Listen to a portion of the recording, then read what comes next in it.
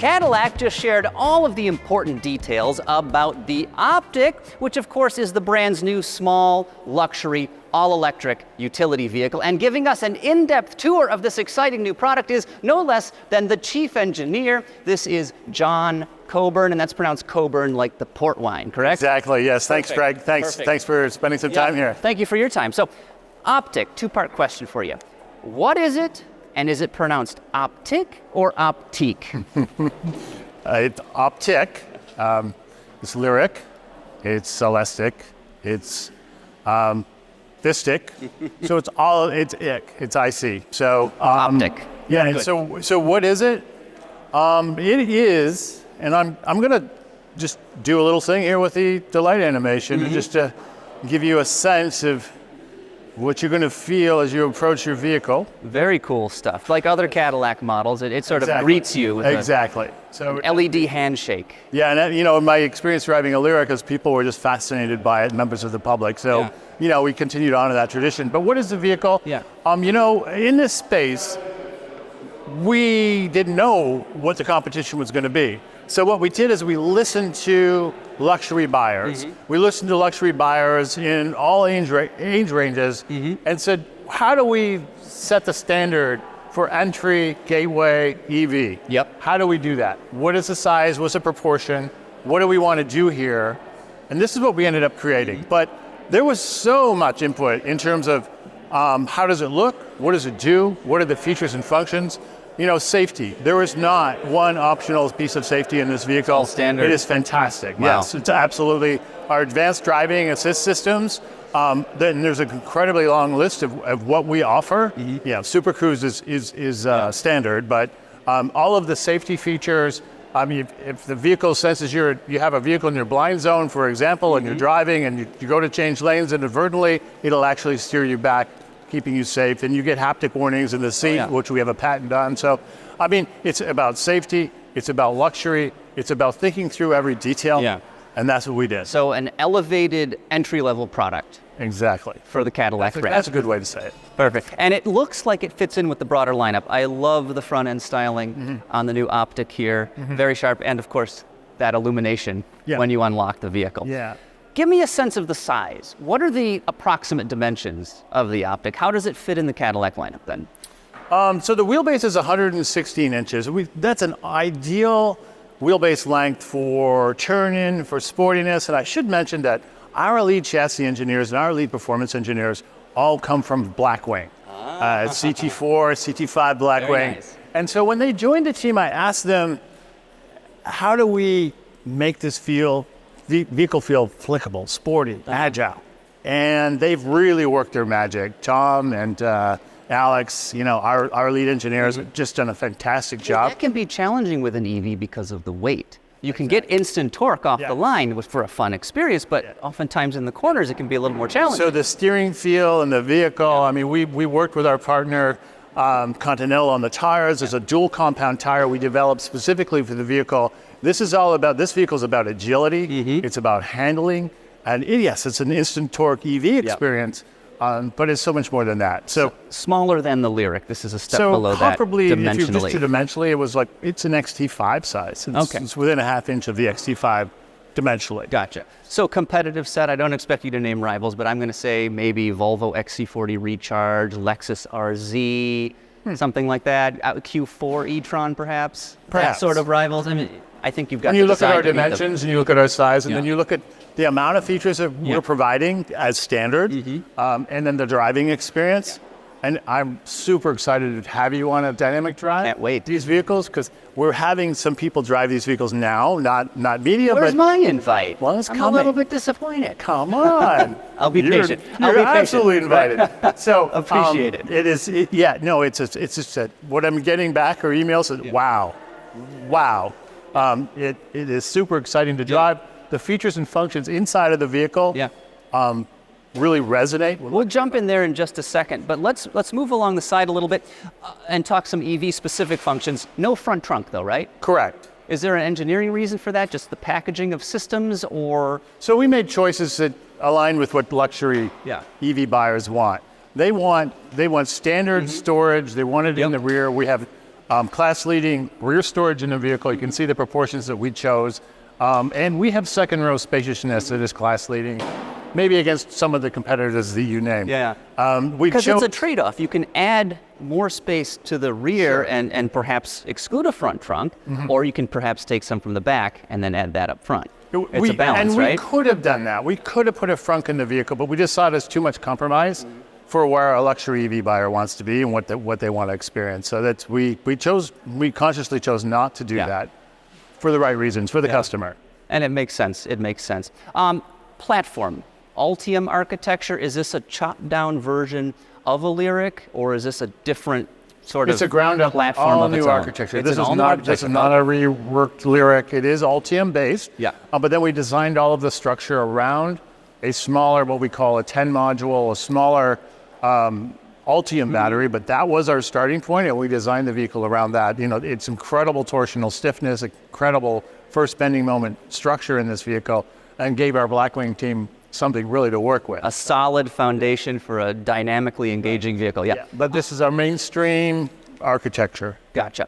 Battery pack, what is it, about 85 kilowatt hours? 85 kilowatt hours. And what is the range you're targeting? About 300 miles. 300 is a very good number to have, especially in a luxury vehicle. What about DC fast charging? What can we expect? 150 kilowatts. 150 kilowatts. Going in to 2024, that's a little behind the curve. Do you think customers will notice that? A lot of some rivals are doing 230 plus. Yeah. No, it's 26 minutes, 20 minutes to 20% to 80%. We think that on a road trip, I've driven these vehicles. We drove up through northern Michigan. Yeah. I drove one to Toronto. You've been all over. I've been some long trips in these vehicles and in this vehicle, and no, it's great. It's time for a quick stop, and 300 miles. It's a long way to go. Your bladder isn't. My bladder's not going to last that long. I'm going to have to get snacks or use the restroom. Yeah. Charging port. You've got the door on the front fender here. I love having them on the front. And can we open this here? Does that just maybe the vehicle has to be unlocked? There we go. Interesting design, the way that sort of swings up like a gull wing door almost. Mm-hmm. Yeah. So we wanted it to be an intuitive experience. You can at least see everything's lit. That charging light actually communicates with you if you've engaged the charger correctly. If you get a blue light, you'll get a green light. You'll get a red light if there's an issue and it's not charging. Gotcha. Also, I should also mention that the headlights, and I'll light them up again. Sure. But the headlights actually, if you're plugged in and charged, these strip LED headlights, these cubes, will actually tell you the state of charge of the vehicle from a glance. And of course, you're going to have an app that'll tell you, what your state of charge is and what your charge rates are. But that's you look out your window or something if your car is plugged in outside. If you just want to glance outside, you don't want to open an app. We're about 75%, right? Right. Yeah. Yeah. I mean, our whole mission in the vehicle was, I don't know why I love this vehicle, but I just love this vehicle. It just makes my life easier. Makes it easier. Gotcha. So can't wait to drive it. CCS port. Correct. Is NAC supported, North American Charging Standard? So we have what's the story there? Yeah, so we'll have an adapter to start, and then we will convert in the future to CCS. Coming. But this will work, I'm assuming, with superchargers eventually when you use the adapter? Yes. Yeah. Seamlessly. Gotcha. Very nice. Very nice. Quick question. These little plugs for the DC portion. Yes. I always got to ask why. Why not a little flapper door? It'd be much more convenient. Just something I've noticed testing a lot of EVs. Right, and so the flapper door was concerns, and we're having discussions with our engineers right now about dust intrusion, snow intrusion. This is better than a flapper door. Gotcha. Now, still working through that. Sure. I know there are a million questions and concerns you have to answer when you're developing a vehicle. So there's a lot of back and forth, and of course safety and reliability. Absolutely paramount. Yeah. So we'll close this up right now. Horsepower, torque, performance. What is the story there? So 288 horsepower. Okay. 333 foot-pounds of torque. Good numbers. Great numbers. Around town and cities, and instantaneous torque. You make peak torque with induction motors at 0 RPM. So you obviously feel that. Yeah. And we decided to do all-wheel drive, only all-wheel drive. Looking at where the competition was, looking at what our customers expect, doing a tremendous amount of research. We said all-wheel drive is the right answer. This is all we're going to do. And why not? More performance, extra traction in any driving condition. And with an EV, it's very easy to add all-wheel drive because There's just a separate motor at whatever axle you need it, right? Mm-hmm. And then we have 100% torque split left to right. Okay, so for that dynamic drive. Gives you that, improved confidence driving the vehicle. Yes. Let's talk cabin, because we won't maybe get inside, but we'll pop the doors and take a look here, because it's just as attractive as the exterior of this vehicle. Again, very strong Cadillac family cues here. A lot of high quality materials in the entry-level product. I was very impressed by the use of some of the fabrics and of course the leathers. So you guys have really elevated the entry-level product, it feels like. Yeah, we're super excited about the color, materials, and choices that we made. Actually, the door trim, this fabric is 100%, it's from 100% recycled yarn, PET yarn. Very nice. And it's a bold and innovative thing to do. It feels great. I'd be a little concerned about having it on the door upper just for rainwater or something. No, it's PET. Yeah. So it is a polymer-based recycle plastic. But again, 100%. You know, we made choices too about where to put the speaker grill. First of all, we chose a stainless steel speaker grill. Beautiful. For sound clarity, it is the very best for passing sound through. Yeah. We also moved it up in the door. We did that to enhance the amount of storage in the doors, and those are massive door pockets. Then. Yeah. And that's the reason we put the seat switches on the door, to allow for a really large storage bin on the side. And if you notice, the storage bin is lined with a material that we call Tide, which is a polymer base. And what's really fun and whimsical about it is we can make it any color we want. Oh, very nice. This particular one you're seeing is obviously a charcoal color, but we have bright blues. We call it Century Blue. I like that. Yeah, so it's super fun and super exciting. We spent a lot of time on the armrests and laying out all of the switches. So the mirror switches, the mirror controls, the window switches, that horizontal door handle, which is intuitive. Yeah. The tactile feel on that handle is brilliant. Yes. And then the cup holder, the pull cup. So all of that laid out. We tested that with fourth percentile females, elderly people, young people, everybody, short people, tall people. And does everything feel like luxury? Does it feel, what's the tactile experience and what's the reach like? So a lot of focus on that. Same on the interior, same on this 33-inch disc screen. That's 9K, I believe you guys said? It's 9K resolution. That's a lot. He's going to turn it on here. It's incredibly loaded with apps. And gorgeous housing too, slightly curved, a little bit driver focused, all one unit. Yeah. When the Escalade was redesigned last, that sort of brought this design to the Cadillac brand for the infotainment displays. Exactly. And it was, I believe, 3 separate screens, but now you've tied those all into one assembly, and it looks very nice. So we've put everything within easy reach for everybody, and that's luxury. And if you feel these buttons, the tactile feel is incredible. And you just look at them, they look great, they feel great. They are great. You know, our multifunction controller, so if you want to adjust the screen, you can do it here. We have a bunch of shortcut menus here. We have intelligent buttons that come up on the screen, anticipating it's a touch screen as well. It is a touch screen, yeah. So, but if you do want to, there can be persistent buttons that you can ask to be there. So it's a really nice blend of traditional buttons. It's not just a tablet. It's traditional buttons for HVAC controls, for your chassis controls that are all over here. We have what are called smart buttons, and the smart buttons come up in anticipation of you being near, because you're geofenced. So if you're near your garage, it will show your garage door opener. It's smart like that. As an example. The other smart feature, Super Cruise. I absolutely love Super Cruise. That's the most transformative driver aid that has come out in probably the last 20 years. You've heard me say that a bunch of times before. I really believe it. You know, it's so good. And what, 750,000 miles of roadway, you guys said? Yeah, that's a huge increase. But the engineers are telling me that we're pushing on. We're almost at 1 million, or will be shortly. So you're driving secondary roads. It's not just super highways. It's secondary roads, and that's we have a whole list of other ADAS features. Advanced driving assist systems.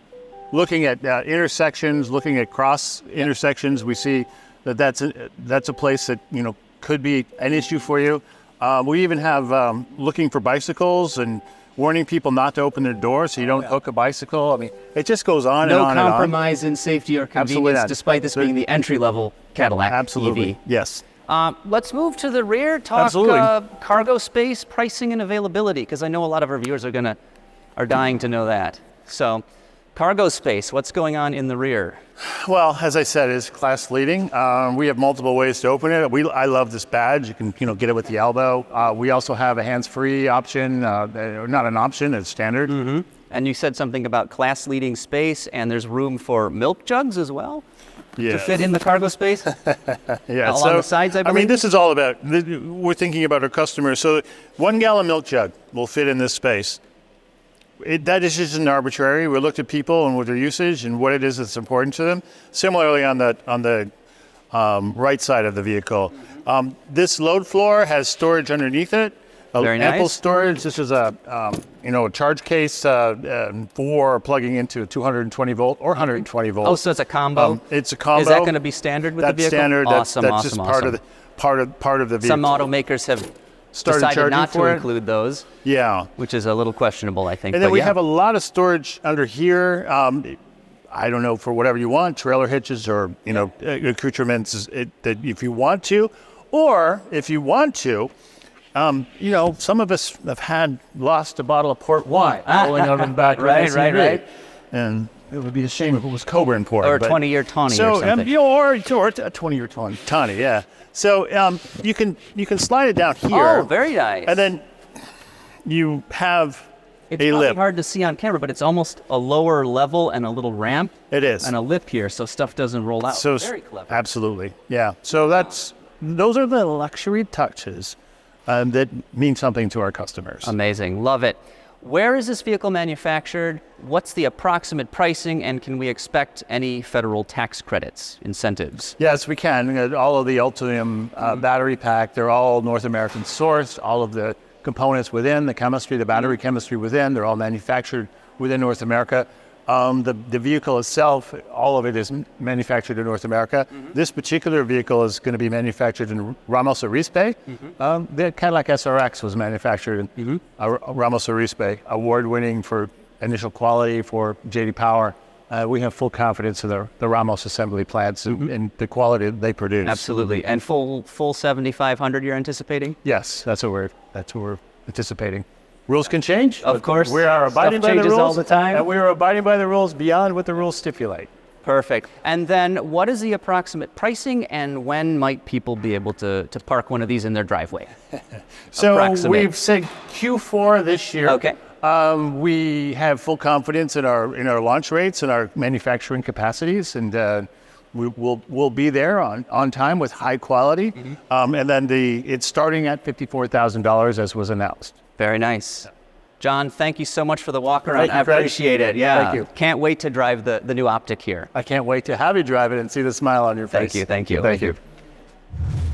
After our walk around, I asked John briefly about how they manufacture the Ultium cells, because GM did have some issues getting them out the door, but he assures me with the Optiq here, that is not going to be a problem. Those issues are in the rearview mirror. If you're shopping for an all-electric luxury utility vehicle, consider the Acura ZDX Type S, and you can click right over here to check out my first drive review right now.